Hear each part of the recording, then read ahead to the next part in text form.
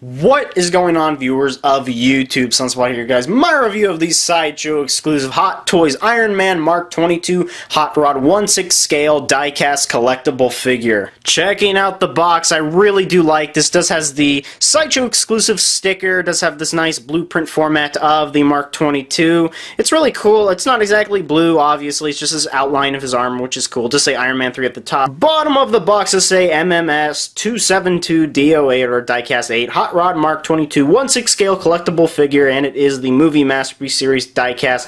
Does have the Hot Toys logo and the Movie Masterpiece logo as well. Sides of the box continue in that blueprint format. You can see his shoulder right here. It does say MMS 272 blah blah blah Hot Rod Mark 22. Nice.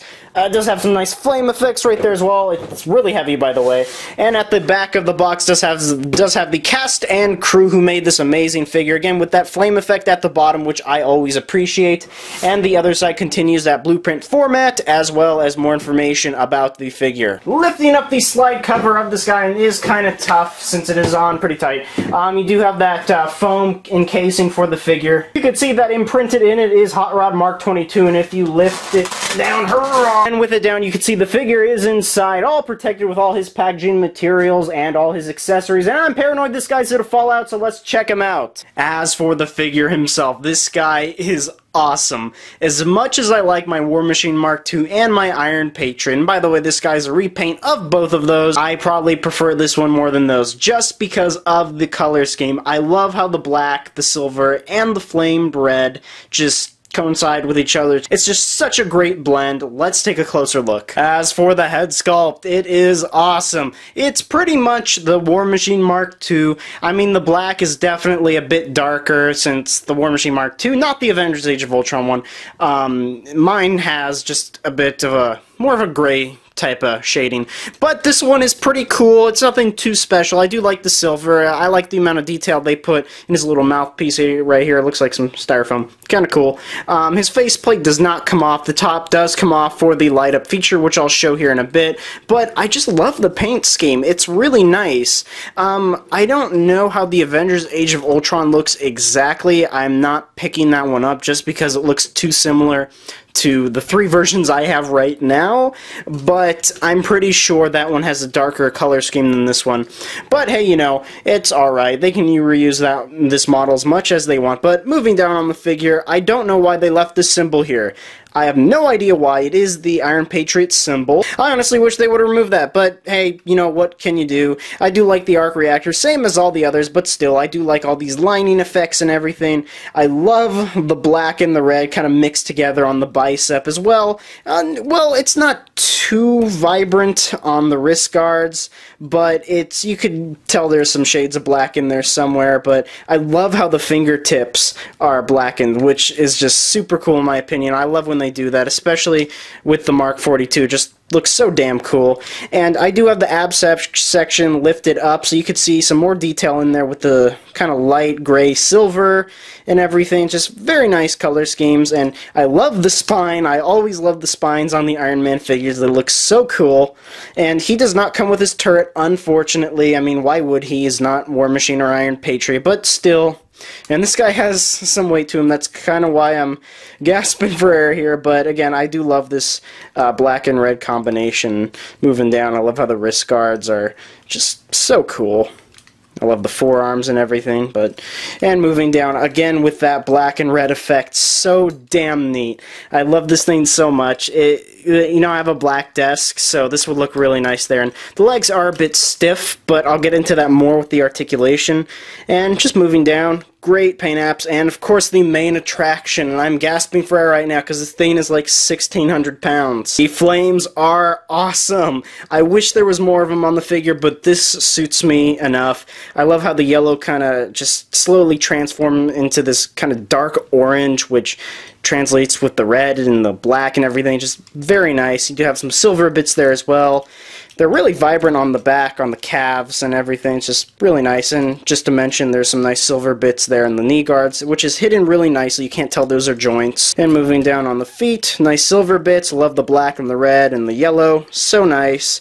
You can tell there's some black lining there on the shoe, or on the foot, I guess, but really nice. Nothing on the bottom of the feet, just a solid red. As for articulation, just like the Iron Patriot and the Mark II War Machine, this guy has a ton. His head can fully go up just for that flight position mode, can go down this much, can wobble, can even rotate all the way, has that separate neck joint that can go up, down, side to side, however you want. His neck is his head is a bit wobbly, but you can fix it. His arms can fully rotate. I don't recommend it. Don't loosen the joint. Can go out and in. Does have the bicep rotation. He does have 2 joints at the elbow. They can't go exactly 90 degrees, but that's fine. That's just because of the light up feature. His wrists can fully rotate as well as wobble up and down, side to side. You want to be careful so that this piece doesn't just plop off. His waist, and I just put it down for the moment, without doing that feature, can go down that much, back that much, side to side, and can go, you know, can wobble. But if you put some force and lift it up and go down that much, back that much, do have nice folds in the armor there, side to side, and it can rotate, which is always awesome. Now the legs, just like the Iron Patriot and Mark II, if you lift all of these flaps up, and I highly recommend that you do so you don't break them off, his leg can fully go that way, you know, not exactly a 90-degree angle, but still can go that much back. They can basically do the splits. I mean, it can go further. I don't recommend it. It does have that thigh rotation, 2 joints at the knee, again, that 90-degree angle. And going down to the feet, they can go up and down, side to side with an ankle pivot, and all of this moves, so it's really cool how it all works. And he does have the toe articulation. And of course, this guy does have a light up feature, so what you do is, you know, I'll just remove the head for right now, just to show you. I don't want to damage the figure by putting him down, but looking at the head, you could tell, you just put your fingernail under there and it clips off, and you can tell there's the light up feature right there, and you just flick it on and it glows bright. And if you do want to turn on his arc reactor, and don't be afraid to put some force here, but there's this large metal piece on his upper spine, and you just put your finger under there and you plop.